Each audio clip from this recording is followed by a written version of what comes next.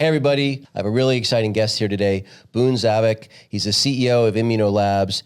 They've done over 60 million tests on over 600,000 people in, I think it's 88 countries? Correct. Crazy. Husband for 10 years and 2 kids, boys, girls? My oldest is a boy, he's 7, and my youngest is my daughter, she is 5. They're nice. 2 years and 1 day apart. And that was just by chance. Okay. Wow. So almost got the same birthday. Were you rooting for the same birthday, or are you rooting for them?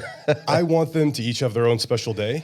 And so I prefer it to be separate, but my son was born on November the 11th, so that's kind of cool. That's 11/11. And we're fortunate to travel internationally, so it makes it a lot easier on the forums because I don't have to think too much about which number to put where.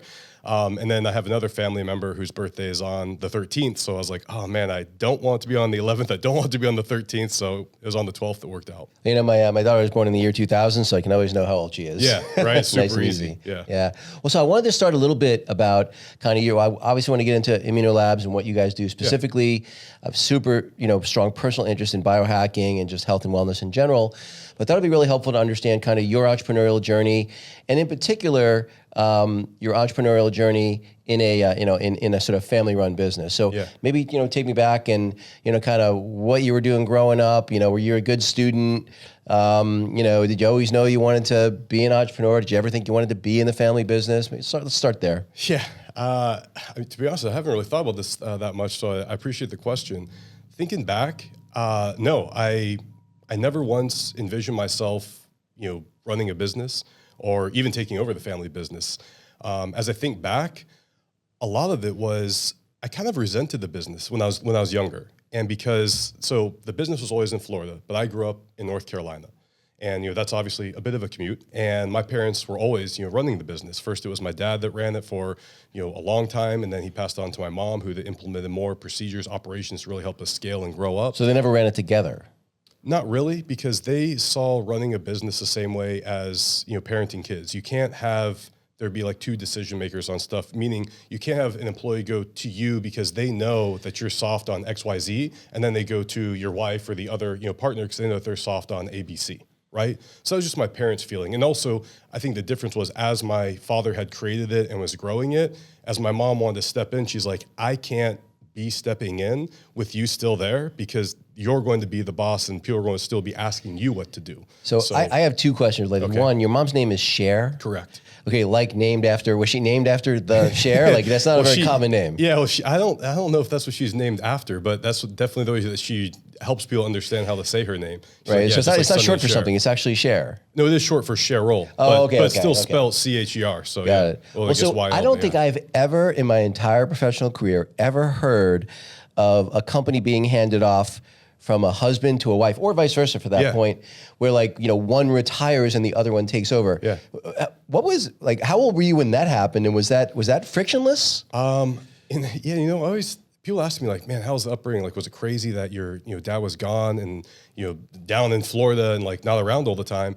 And I don't have any memories of that. I don't have memory, in the sense of it being negative. I have memories of my dad being gone, and I have memories of him coming back and it being exciting.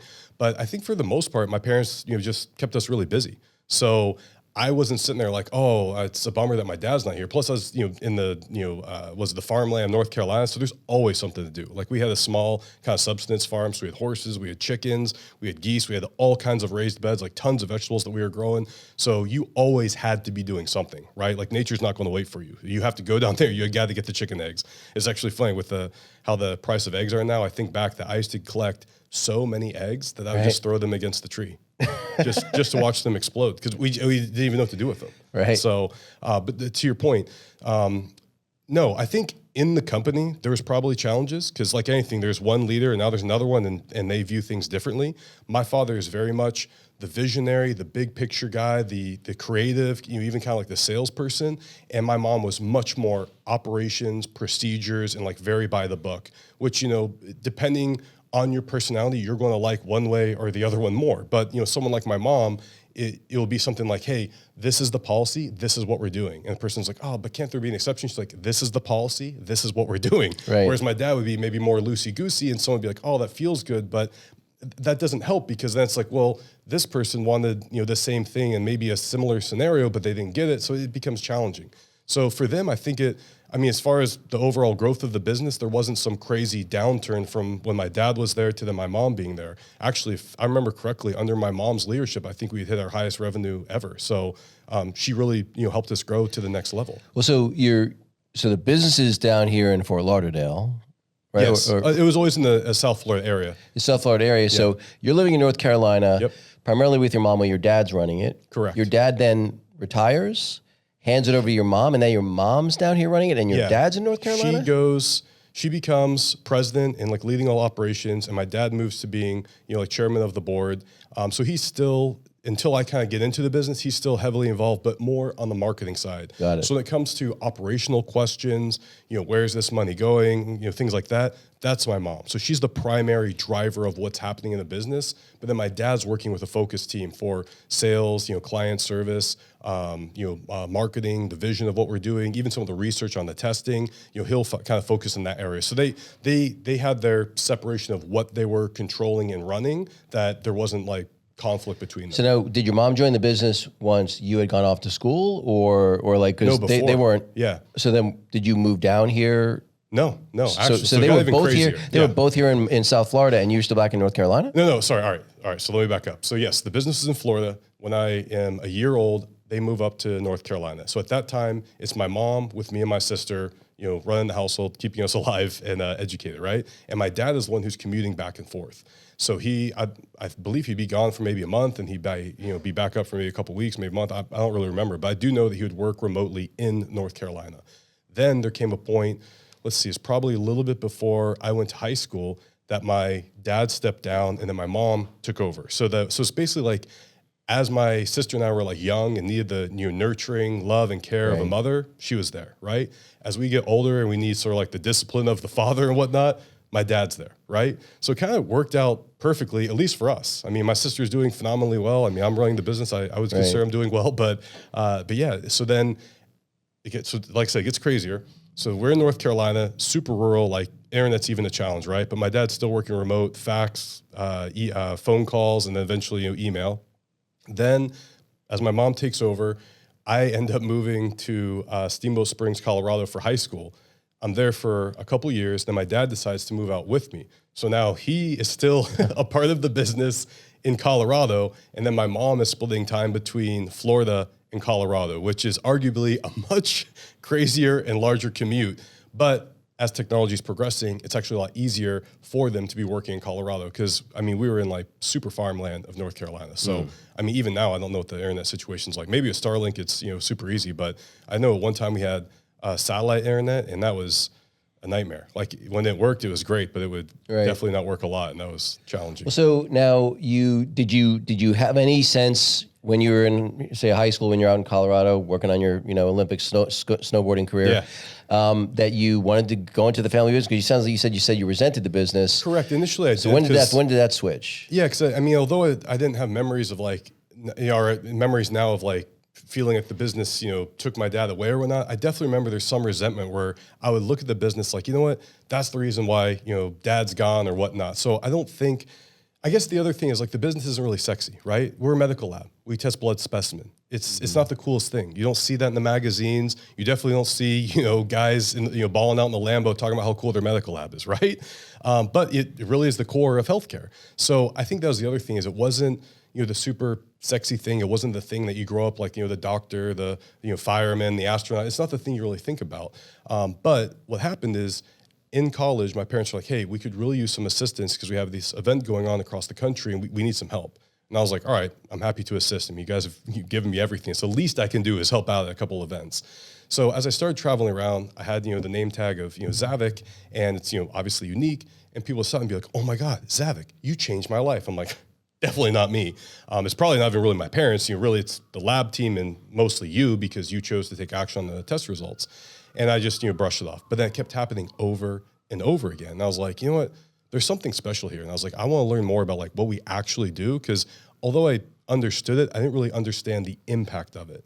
So after being at those events, I started seeing like the front lines of the people that had been impacted, and then the physicians who are like, "Oh my God, like I love what you guys do. Like you must be so proud of your parents. Like, are you going to take it over?" And I was like, "Man, I've never really thought about this."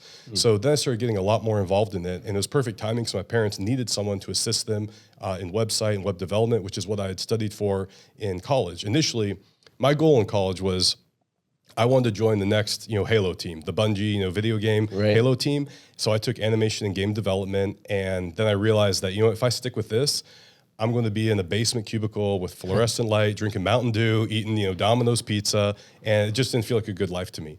So I was like, I don't want to do this. So then I, converted that major into doing web development. And then, I really enjoyed that. So once again, I was still picturing, who am I going to work for? Like, what's the company I never once thought to myself, oh, I could start my own web development firm. I could do this, which is funny to think back on because that's such an easy thing to do. Like all you need is the internet, a computer, get clients, go for it. But yeah, after being at those events, I recognized there's something there, and I started talking more with my parents, about the business. I started getting, more officially involved in the business beyond just being an intern, doing the web development, and I moved up to being the marketing manager, and then eventually the COO. And then as my parents were looking to leave the business, I was like, well, I'm interested. I'd like to buy the business from you. So then, we went through that whole transition, and I think it worked out well for everyone. My parents still own the building that the business is in. I purchased, the business outright, and I'm now paying, rent to my parents in that building until I purchased the building. Wow. So I'm curious, just from the way you described it, your dad being maybe more the extrovert, big picture, visionary, sales and marketing type guy, your mom being more the operational, taskmaster, crack the whip, structure person. I would imagine they had very different leadership styles. Yeah. And so I'm curious kind of, because leadership and leadership styles in particular is something that's, that I talk about quite a bit on my podcast. And I'm curious kind of how you looked at their management style and decided what yours was going to be. That's a great question. I feel like my dad has largely kind of carbon copied himself into me, right? Because I think I had a lot of the interest in the marketing and the sales side. I like people too. I'm very much an extrovert. I love getting out there. Like nothing, energizes me more than, hanging out with people, like being at the event that we met at, right? Yeah. It's like, I love that stuff. It gets me really excited. Like it pumps me up. So I think when it comes to, leadership, I probably gravitated more towards more of my, dad's leadership, which is a bit more loosey-goosey, but the benefit that I have now is that my mom has already laid that foundation of everything that we kind of need to make sure that the business is operating as it needs to run. So I can then lean back on that. The way I view it now is actually a quote that I heard from one of my mentors, Keith Cunningham. I'm sure he got it from someone else, but it was, exceptional service requires exceptions. And I see the same thing when it comes to leading your people. So I have a rule that, whatever, you need to give me 30 days notice or whatever before you go on the vacation or, something like that, right? And there may be a situation where someone's like, oh, this thing came up, or, I forgot that my, wellness time is, soon to renew and I have extra time, so I'd like to, take time off, whatever it is. Just what I view it as is, instead of just throwing the book at the person and be like, listen, this is what the rules say, you just need to follow the rules. Right. I think to myself, well, I've been on the other side of that. How did that feel to me? It didn't feel good, right? And when you feel like you're not being treated, well, or I guess respectfully, then you think to yourself, what am I doing here? Right. So that's how I view this. Like I come from a family business, right? Obviously, right? My parents, me.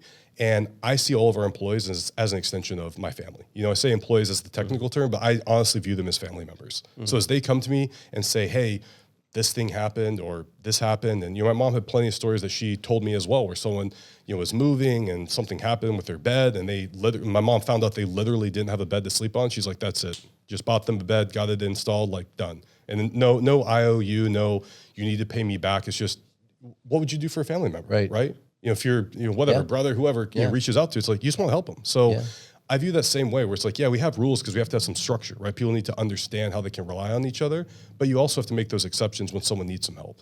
Right. So it's funny you say that you didn't see the business as a sexy business. And I would say that maybe that was true 40 years ago or so when they started it. But man, the health and wellness and biohacking space is become a lot sexier. And, it used to be like blood work. Who talks about that? Now Brian Johnson, and they can't shut up about it, right? Yeah. And so maybe let's talk a little bit, again, I spent a little bit of time, going through your website and all the various tests you guys do. Maybe talk a little bit about what you guys do specifically and what you do that's unique. Yeah. So we're in a different realm of blood testing, right? So when most people think about lab work, they're thinking about all that, generic kind of annual testing that you do. Cholesterol levels. Exactly. And, cholesterol, maybe hormones, your blood count, things that, for the most part, depending on where you're at in your health, there's no smoking gun in it, right? So for, individuals that are, under 30, if you get your annual blood work done, unless you have some crazy disease, everything's fine. Right. So the next level then is looking at what we see more of, which is functional health. And that's where we fall under. So we do food sensitivity and then food allergy testing. And then we have some other specific trigger panels, such as finding out, do you have an issue with anti-gliadin, which is the more reactive part of gluten. So if you do have an issue with that, you need to avoid all gluten-containing grains. We can test people for candida. Candida is a bacteria in your gut. It's like a yeast, so it can overgrow very easily. It's very opportunistic. So if you take antibiotics and you're not taking a good probiotic after you get off of it, then it will flourish and you'll get thrush. You'll get a lot of symptoms, brain fog, joint pain, etc. But on the food sensitivity and allergy side, those are often things that people don't think about. Most people think, oh, I can eat peanuts or I can have shrimp and I'm good. But there's so many more things that potentially people may have an immediate reaction to, and they just go about their life thinking, oh, it's springtime, I just, my eyes itch, it's just what it is. Right. But there could be very simple solutions to improve your home or improve what you're doing in your day to not have those immediate allergies. When it comes to the food sensitivities, those are much more challenging to find on your own. I'm not going to say it's impossible. You can definitely do it. You can spend probably about 2 years journaling out every single thing that you eat, then also journaling out how you feel hour to hour after each one of those meals, and then probably get a degree in data sance and start correlating the two to figure out exactly what build a data warehouse. And yeah. Next thing you know, you're like, I don't know, Jeff Bezos with some crazy data mine, but I mean, the easier thing is you just get the blood test. One of the other tests I saw in there I thought was about mold testing. Testing for mold? So our food and mold panel is on IgE side. Okay. But yes, mold is definitely a critical, especially here in South Florida, it's a critical thing to test for, because if you have black mold or something else that's impacting your health, you definitely need to figure that out and then get that cleaned to your home. But no, currently we do not test for that. Oh, so there isn't a mold test. Oh, sorry, did I read that The mold wrong? that we test for is just a IgE allergy. So, for example, do you have an issue with penicillin? So we can test you for the mold for that and things like that. I see. Okay. So I'm curious. So I don't know if you, at the event, you probably saw Gary Brecka's keynote. Yes. And what I loved about his, just the whole story about, him having access to the giant data warehouse and being able to basically predict the month people are going to drop dead. Yeah. And I'm I don't know if you've heard the story about why he left the insurance industry. Yes. Yeah, he basically knew that someone was going to basically pick up a drug that was going to kill them. Correct. Likely going to kill them. Or if they could have just taken ABC, then they could improve their health and not die. Well, but the one specific one was apparently he knew, I guess someone had screwed up, that they were already taking a drug for something, and there was another contraindicated drug that they had been prescribed, and he went to HR saying, like, if this person picks this drug up and takes it, they're likely going to die. They're for sure going to have a cardiac event, but they'll likely die. And they basically refused to let him. They basically said, if you contact this person, you're fired, and we're going to sue you. I think I missed that part of the story, but so he was on the Sean Ryan podcast. If you haven't seen it, it's amazing. Yeah, I'll have to watch that one. But anyway, he basically talks about so he quit that day. Yeah. And that's when that was sort of the final straw for him. Yeah. And but what I loved about his talk was, he's got access to the data, and he's like the data tells you everything. Yeah. And what I loved was when he was, I don't know if you remember, he asked someone from the audience what their issue was, and he basically said, well, here are the systems that are involved, and here are the things you're mostly lacking. I was just like, if I had any incurable disease, he's my first phone call. Yeah. I feel like he could literally cure anything. I'm curious, you guys, again, 40 years worth of data. You guys must have some pretty interesting information about, people having peanut allergies. Because when I was growing up, like one person in 25,000 maybe had peanut allergies. Now it seems like every fifth person. Autism rates would do the roof. You guys must have data. Like, what have you guys seen over time from your testing? What's increasing, and what do you think the cause of some of that? So do you think it's environmental? Do you think it's our food supply? You think it's, the vaccinations? Like, I'm just curious what you've seen and what you think the causes are, if you have any thoughts there. I think there's a lot of things. It's a culmination of several things. So I always use the cliche saying of the straw that broke the camel's back, right? It wasn't that singular piece of straw that weighs, essentially nothing. It's the culmination of all of it. So what's going on now? Well, people aren't, cooking their own meals, right? They're eating ultra processed foods. People aren't exercising as much. They're not even walking. I mean, now we're finding out, although we're sitting now, right? It's like sitting's the new smoking, right? So we're hearing about that. Yet when you look at the professional workforce, they're doing what? They're sitting basically all the time, right? So no exercise. People aren't really getting sun because they're sitting indoors, working at the computer screen. The computer screen doesn't work well outside, right? So it's all these things that are stacking up. People aren't drinking water. They're having, coffee or energy drinks or whatever else. And all of these things start stacking and stacking, just like all that straw on that camel's back, till eventually there's something that is the final one for them that then triggers the issue. So what we're seeing, and actually what we're seeing across the entire field, is that IgEs, immediate allergies, they're on the rise. So for the longest time, it was about 10 to 12% of the population potentially would have an immediate allergy reaction. And that could be anything from hardcore anaphylactic, like you need to go to the emergency room, to you just have, some hives and whatnot because you touch grass or pollen, or it's, some season your eyes are itching like a hay fever cedar fever down in Texas, or hay fever elsewhere, right? But now what we're finding is that, although that used to be largely skewed to children because their immune systems are developing, what we're now seeing is almost the reverse, where kids, yes, they still have allergies because their immune system is developing, but now we're seeing more adults, 18 and above, they're having more allergic reactions as measured by hospital admins, that this is on the increase. So now it's about, if I remember correctly, because I just did a presentation, I think last week on this, 26% of adults over 18 are having environmental allergies, and 11% are having food-related allergies, which is wild. That we haven't seen that in the past. Right. So why exactly? In what time frame is that? Because just like celiac is an example. Like celiac, I don't even know that was a thing when I was growing up. I'm 59. I don't even know if that was a thing. It wasn't as common. Well. And now it seems like I know a lot of people that have celiac, and you never know how much of it is, hey, we're just better at testing. We didn't know what it was. It could be that. Versus, it's actually more common because the food's different. Yeah. I remember that my dad told me an article that was written a long time ago. I think it was entitled something like "The Last Healthy Man" or "The Last Well Man," and the whole concept was, as you dive deeper and deeper into stuff, you'll always find that something is off, and some people see that as like, well, then what's the point, right? But I see that as that's such a huge opportunity to be able, I guess, back in the realm of biohacking, and even the Gary Bruckus story, to be able to test so many things. Get your entire genetics mapped out, find out all these different biomarkers that you have, see the exact range of what's low, what's high, and what's optimal. I see that as a huge opportunity because now we can be remarkably empowered to do something before we have a problem. Right. When's the hardest time to change? When you're injured, when you're down, right? That's the hardest time because change is difficult, right? That first push to get momentum, it's challenging. And the hardest time to do it is when you also feel like crap, right? If you have low energy, you can't sleep, you're eating poorly, you have digestive issues, you got migraines, and someone's like, listen, I need you to change everything in your lifestyle. It's like, man, tomorrow, I'll do it tomorrow, right? So nowadays, we can do all of this testing, we can find out all this great insights, and while we still are feeling well, and all we need to do is maybe do a little nudge, that we can nudge in the direction of where we're seeing that downside and have improvements.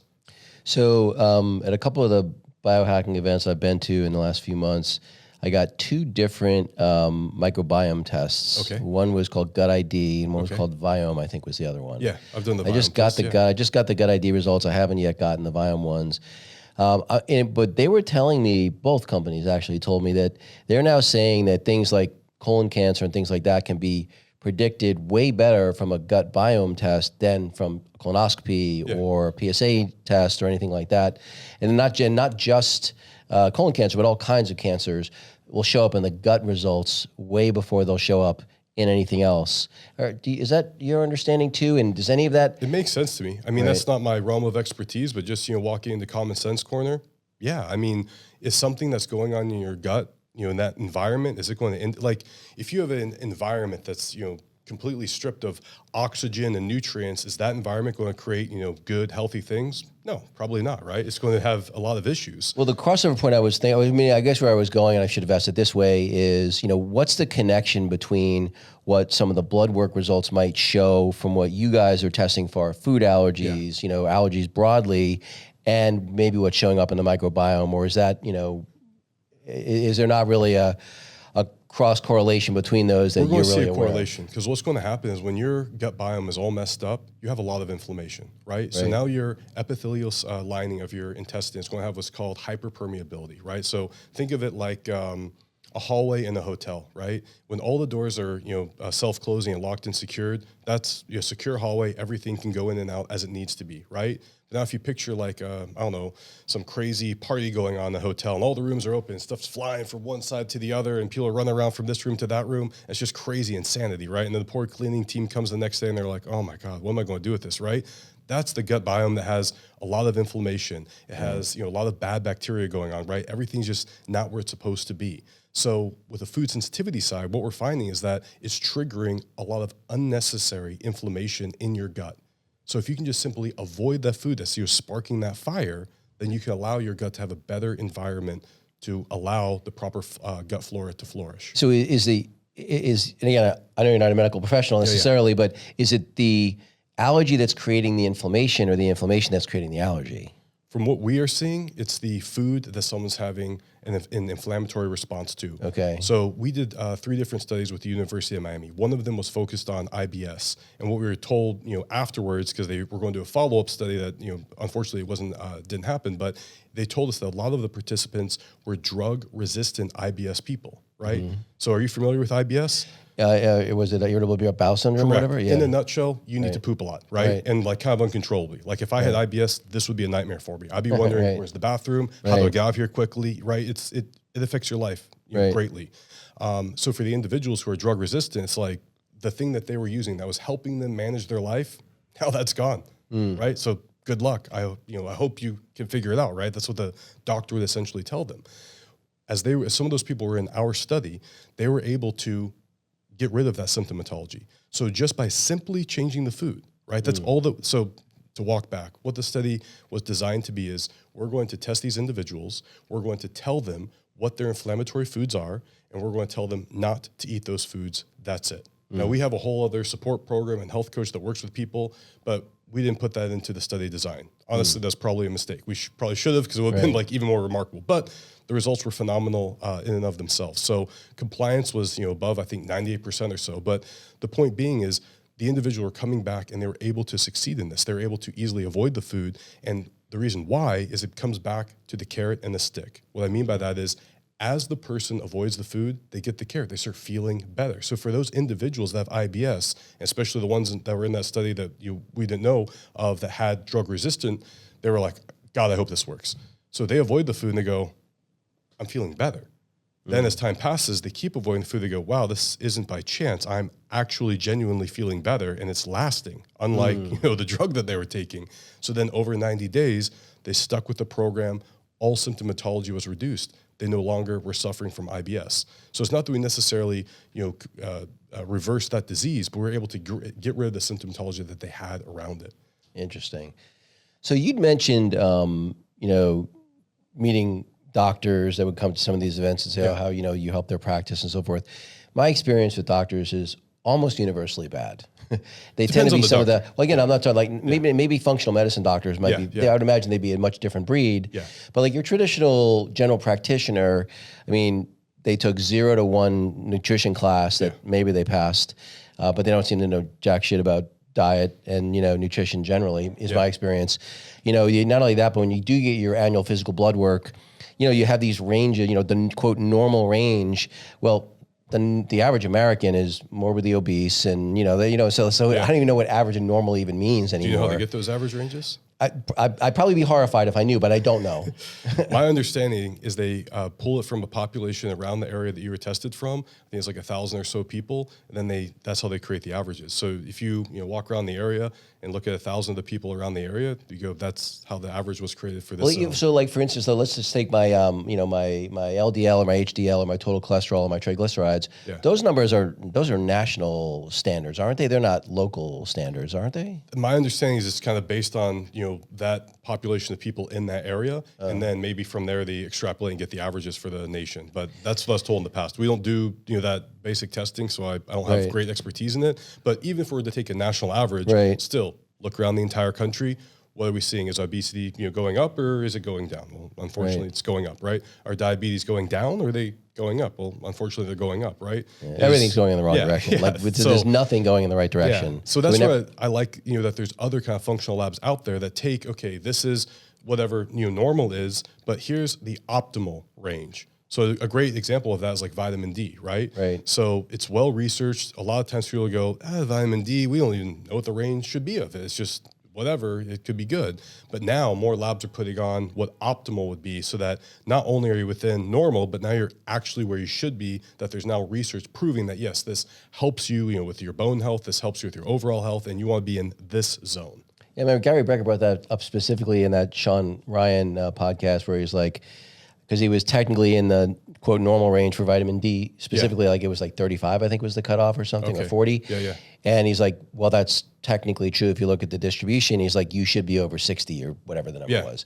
And he's like, so well, you're technically okay. You're actually not. You need to be supplementing, and this is where you should be, or getting out in the sun more. I think vitamin D gets brought up a lot because first off, obviously it's free to go out into the sun, but if you do need supplement, it's remarkably inexpensive. Like, I don't know exactly how much a bottle of it costs, but it's insignificant. Like maybe it's $10 a bottle, and that'll last you like 90 days. So like, I know that for some people it's not affordable, but I think for the vast majority of people, it's quite affordable. And for those that's not, well, just go out in the sun, like, if you have time. And definitely more affordable than being sick. Exactly. Yeah. And for all the benefits you can get, I look at things in health, especially, talking about the biohacking realm, because I have friends ask me like, why do you take methylene blue? And why do you have a cold plunge? Why do you sauna? And I look at all that stuff, and I just do a quick little, cost risk analysis and I guess overall value, right? So I look at something like a cold plunge. Is it going to reverse my cancer if I had cancer? No. Is it going to ensure I don't have cancer? Probably not, right? Is it going to make me feel a lot better during the day and increase my dopamine and kind of have that last long throughout the day? Yeah. Is it a hard thing that I get to do that I really don't want to do, and it sets my mindset for the rest of the day to do hard things and do them first? Yeah, it does. So do I get benefit from it? Yeah. What's the worst case scenario? If for some crazy reason I fell asleep in the cold plunge, which for anyone that's been in a cold plunge, I think you realize you're not going to fall asleep in it. Yeah. But if for any reason I did, or if I stayed in, for some ridiculous amount of time, which I've been in one for, I think about half an hour, which I do not recommend to people. That was a long time. But yeah, then I get hypothermia, right? If I stay in an incredibly long time, but it's in my control. It's a little tub, right? I'm not in some raging river that I can't control when I come out of it. Right. So, the risk to, cost to value is, I think, is well balanced. Whereas if you look at, some other things, there could like maybe some, I guess I'm not even sure what the thing would be that would be more like risky or scary. I guess it would be like maybe some trial drugs, right?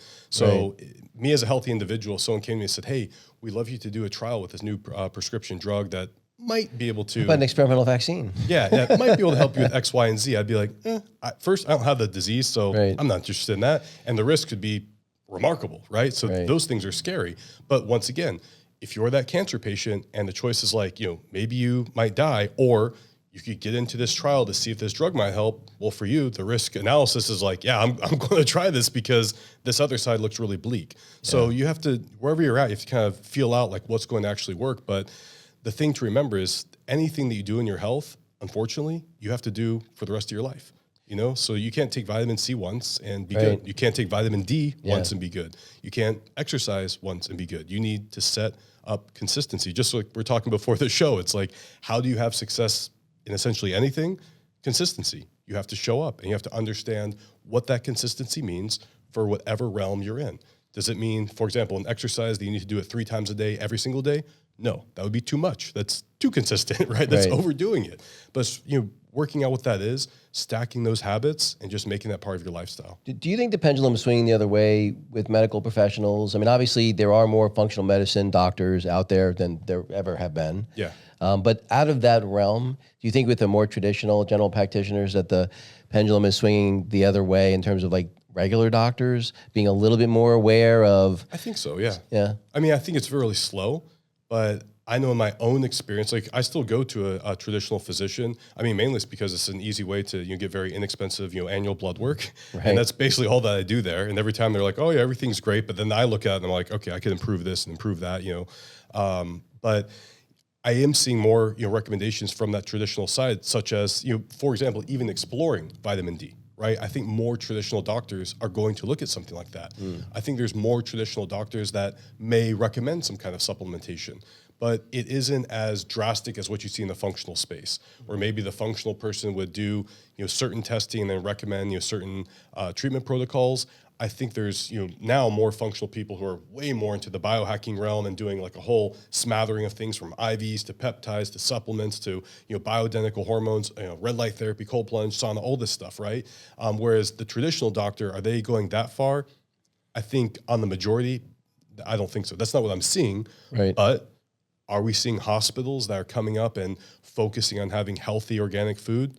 Yes. Are we seeing a majority? No. Is there one? Yes. Wait, there's healthy organic food in a hospital somewhere? Yes. I Really? forget where it was located, but yes. There's one in Oregon or something. Yeah, I forgot exactly where it was located. I think it was somewhere in the Midwest, or maybe it was like in Connecticut. But what they focused on is kind of creating a more luxury hospitals for the individuals that could afford it, and Right. they're seeing there's a great response to it, and shockingly, people are getting a lot healthier from staying at the hospital. So I think there's things that people are learning and getting that experience in. So you sort of alluded to this before, and I know this is one of the things that I struggle with a little, is I think people can get a little bit neurotic about trying to biohack themselves to death. Like Brian Johnson, like all credit to him. I think what he's doing is wonderful. I think there's, because he's sharing it open source with everyone, which I think is great. I think he looks like a vampire. Like, I think he needs a little more sunlight. Even if he has a vitamin D lamp and he takes vitamin D supplements or whatever. Still, and I'm just not going to go to bed at 8 o'clock every night. Like, it's just not going to happen, right? It's just, there's a quality of life issue. And so it's trying to find that 80-20, Pareto principle cutoff where what are the 20% of the things I'm going to do that are going to give me 80% of the benefit. And let me do those really consistently. And, sleep, exercise being two obvious ones, but maybe what are the other ones that, because there's cold plunge, there's red light, there's infrared sauna, there's, yada, yada, yada. Like what are the, you're in this space. Like what are the 3 or 4 things that, you add that hey, these are the 80-20 for me. This is something I give massive kudos to Gary Breck on as far as breaking it down to like being really simple. I agree with a lot of what he says in just that general realm of like, hey, this is what people should do. But to break it down, the 5 things I think every single person needs to make sure that they master. And the good news is all this stuff is free too, for the most part. Those 5 things. First, I realize I'm biased, right? So I'm talking about food sensitivities. But the first thing that I think I put this one as the first because I feel like without this, everything else becomes so much harder or impossible to kind of fix. The first thing is food, because you're going to make that choice anywhere from, I guess if you're, was it Jocko Willink, you're doing it 1 time a day, but for the average person, you're probably having 3 to maybe like 6 meals a day, including snacks, right? So the food that you choose really matters. And if you don't have the right fuel, everything else is going to function well. And you're making that conscious choice anyways. So don't reach for the Big Mac. Instead, reach for some grass-fed, organic beef or whatever the best thing is you can get your hands on and afford, right? Ideally, just not the McDonald's, which I guess nowadays McDonald's isn't even that inexpensive anymore. I think it's like pricey. I remember hearing the CEO say they wanted to make like a $20 Big Mac or something. So oh my gosh. I don't know what the price is now, but I don't think it's that cheap 50-cent burger anymore. So anyway, so food. After food, the next thing you have to do, hydrate, right? Get proper water, get clean water. For those that have the money, get a whole house water filtration, get a triple filter, right at your tap with the water you're drinking. It's critical. I know not everyone can afford that. So what about the hydrogenated water? I know that's a big thing. I think there's a lot of benefit to that too. Okay. There's tons of studies about it. It's just the scaling, right? But what I'm just focused on is just the general stuff. Just drink, as clean and pure water as you can get, right? I don't drink alcohol anymore. My own decision just to stop drinking that. I never had anything crazy with it. The reason I bring it up is because now when I go to the restaurant, they go, hey, would you like bottled water? I go, yes, because I want to make sure I'm getting the purest water, right? So instead of having the martini or a beer, whatever, I'll just get the bottle of water. I'll spend the money. Yeah. I really care, about my health, and I'll get way more benefit than I would at any martini. Well, less than a bottle of wine anyway. Exactly. Right. Yeah. So food, water. After that, the next thing is going to be sleep. It's so critical. I feel like once you have proper nutrition and you have proper hydration, sleep will be able to fall right there as well. If for any reason you're having challenges in the sleeping, then it moves on to the next one, exercise. Right. You don't have to worry about doing it perfect, right? As actually I was telling a buddy the other day, I just want to do everything I know I need to do, and I want to do it as wrong as I can, right? I'm not even going to worry about doing the perfect thing. It's like, let me just try to get the best food I can. Let me try to get the best water I can. Let me try to, do the best things I can do, for sleep. let me now, do the best thing I can for exercise. Even if for the individual, don't worry about, getting some pimped out gym and a, personal trainer. If you can afford it, great, do it. Otherwise, just walk, walk as long as you can for as often as you can. And then, make it more challenging, a weighted vest, or, find, what's it, Planet Fitness. I think it's only $10 a month. Right. Most, I would say just about everyone can afford that. Go there, start figuring it out. There's YouTube videos, right? So move on to that. And the last one, which I think is, it's missed a lot, and that's the mental side, right? So whether you're getting some, free meditation app, or you're just taking a moment to write out gratitude, whatever it is, have your mental state right. Because if you have all those other 4 things dialed in, but you are beating yourself up all the time, and you're not, appreciating what you have, what you're going to do, all the people around you, everything. I mean, people tell me like, oh man, it's a crazy time. And I think to myself, if I could get into a time machine and go back in time, to any time, what time would be better than right now? As far as health, living, setting up a business, opportunities, all this stuff. If we're being honest with ourselves, there was no better time than right now. I agree. I mean, right now with a smartphone, I can run an entire business. Right. It's crazy, So we have to be grateful for that. So if you dial those 5 things in, anything else, right? The methylene blue, the supplements, the red light therapy, the sauna, the cold plunge, I just see that as just sprinklings on the dessert, right? Just little sprinkles that will make it 1% better, 2%, whatever it is. But I never looked to that stuff to be like, oh, this is going to be night and day different. Like when we were at the event, I did the ozone therapy on the blood, where they take your blood out, ozonate, and then put it back in. People were like, how was that? Did you feel it? And I was like, I mean, not really. Like I feel kind of great all the time, but that's just not going to stop me from doing it, because I know there's great benefit.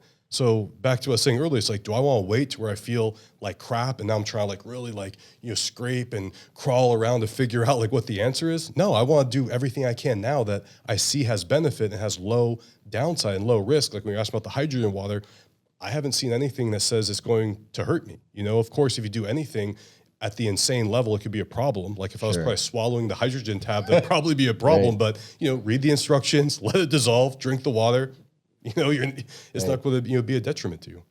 So now, what are your plans, for Immuno Labs? Like, you have 2 children, do you want them to be in the business? Do you want to sell it eventually? Do you want to run it? What are your, or maybe just like, hey, I'm still young. I'll figure it out later. Like, what's your thinking about that? I always think about this stuff. That's what my wife and I talk about all the time. And, I talk about that with my in-laws as well, because, my father-in-law is, an older guy, obviously has my wife and his son, and, that's what he thinks about as well. And that's always in my mind. I think back to that story of, John Lennon, where the teacher asked him, what do you want to be when you grow up? And he says, I want to be happy. She goes, that's not, an answer. He goes, you don't understand life there, whatever it was. But it's like, the point is like, to my kids, like, I want them to be happy. So whatever that means, if it means that they want to be in the family business and have the medical app, awesome. If it means that, I don't know, they want to be a ballerina in New York, awesome. Like I just want them to be happy, and I want to do all that I can to be successful, to fulfill whatever it is that they would like to do, right? So it's not that I'm going to remove every barrier for them, but if there's something I can do to just help, push them towards whatever they like to do, or, help them just get like a leg up, or just take the risk to do the thing, I want to do that. And I don't care if it's, my business or something wildly different. I probably would care if it's like, some like cigarette business or something, right? Like that. That would like really bother me.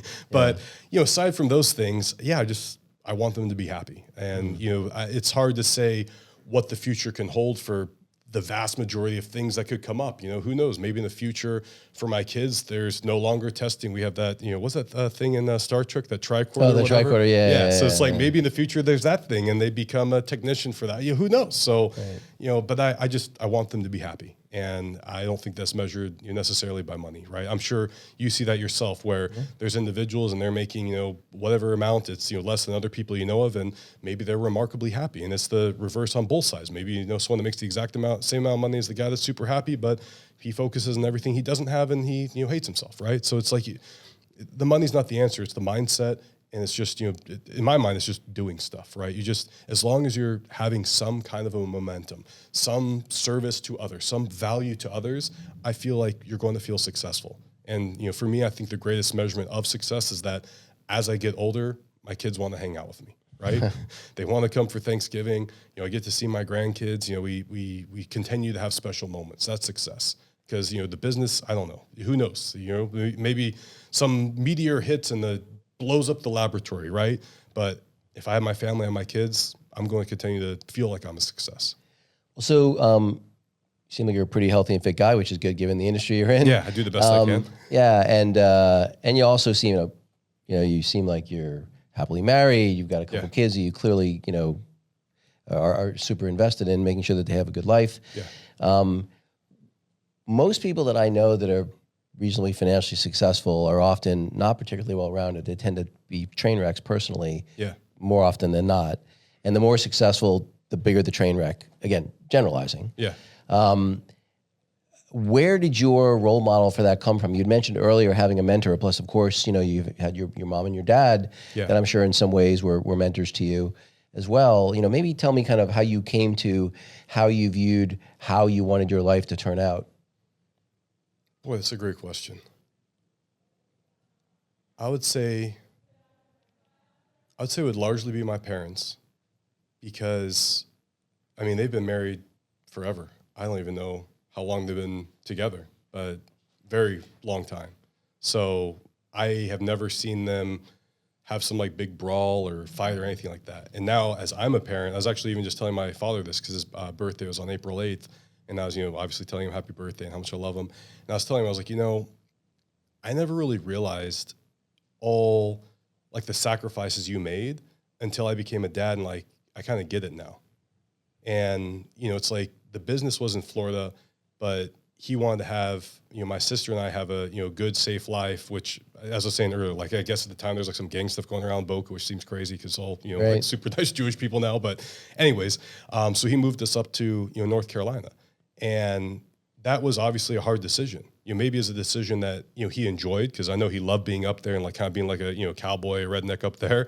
But I know it had to have been tough, right? It's not the easiest thing to do, to be in North Carolina, have a business in Florida. But he made that choice. And the same with my mom. Like she made the choice to, step up and do the hard thing of I'm going to now take over and run the business. So I think I got vast majority from them. Also, my parents were remarkably generous with me when it came to learning things. So they started getting exposure into Tony Robbins and they were telling me, hey, you got to check this stuff out. And I was like, awesome. And I remember they went to, I remember listening to some of his tapes and whatnot, him and Zig Ziglar and Jim Rohn and you're just all the big figures. Like I would just hear that stuff. And Chet Holmes, we actually worked with Chet Holmes like way early on.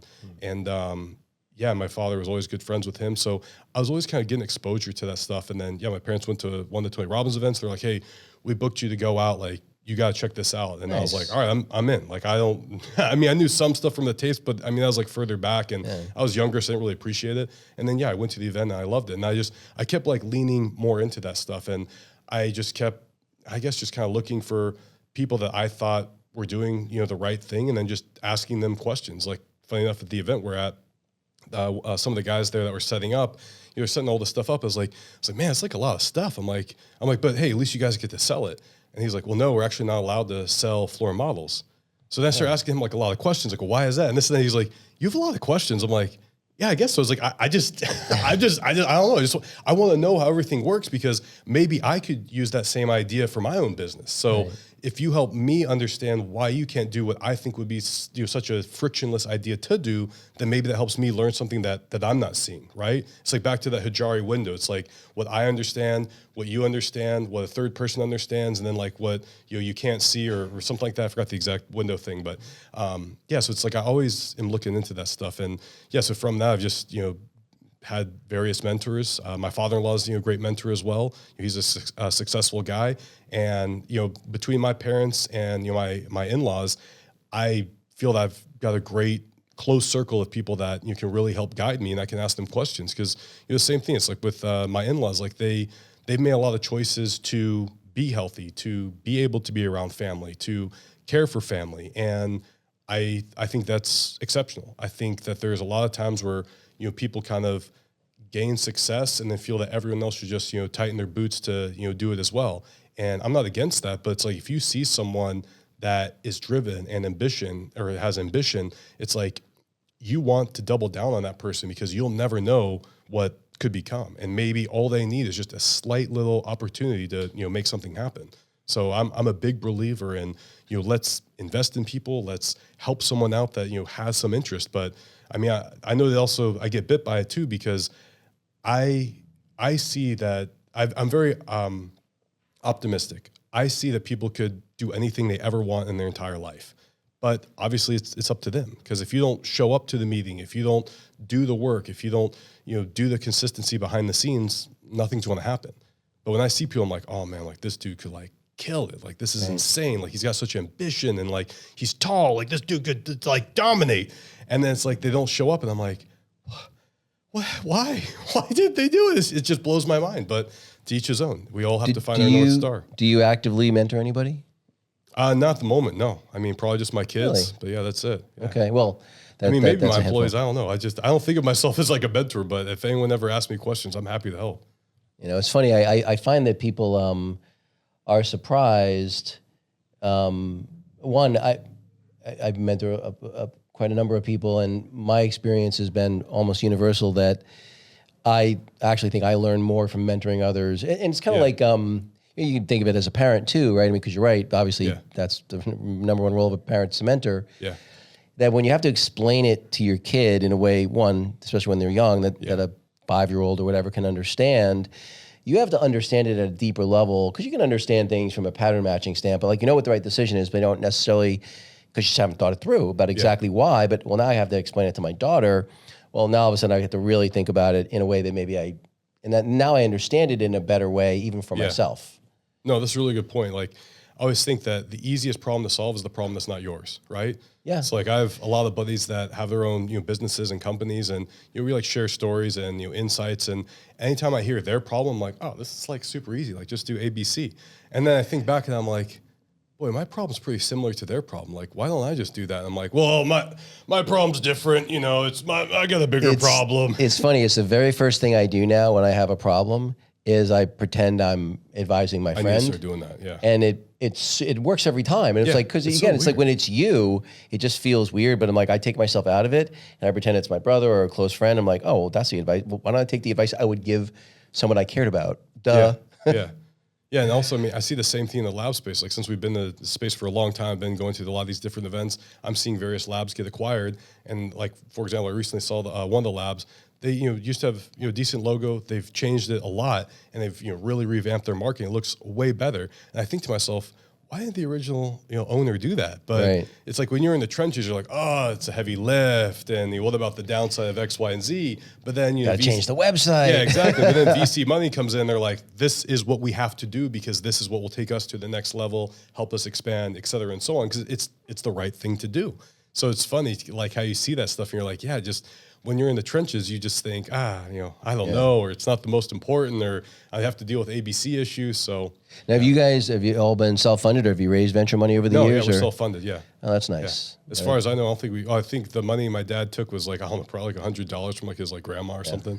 He's got like some funny story like that. Like, one of his aunts, they took his minimal money. I think even when she gave it, she's like, no, Jeffrey, you're going to be able to really take it to the moon. He's like, oh wow, thanks. Well, so what is it? So if I were to get like the blood work done, can people get it retail from you, or do they have to do it through a doctor? We largely work through our physician network, but we are soon to open an e-commerce store so we can work directly with patients as well. And I'm working to figure out the logistics of being able to get patients tested and then connect them with our physician network so they can get their results interpreted and like figure out telemedicine kind of a version, right? Yeah, and then figure out any other treatment protocol. And like what would the blood work for for basic food allergies and stuff like that cost someone to get done if they were doing it sort of self-serve as opposed to do it? Yeah, so it'll probably range from anywhere from $300 up to probably maybe like $500 or $600, just depending on how large of a panel, how many other things you're adding onto that panel. Right, got it. Well, so yeah, really honestly, Boone, I've really been a great conversation. Where can people find you, your company, and what you guys do? Yeah, so they can find us at immunolaboratories.com. That's IMMUNOLABS.com. And then also Immuno Labs are on every social media network, so easily find us there. If anyone wants to connect with me, my name is Boone Zavik. That's BOONEZAVIK. I'm on Instagram, YouTube, all that stuff. So yeah. Well, he needs someone to be a mentee, so you guys should reach out to him. Someone hit me up. Boone, thanks again for your time.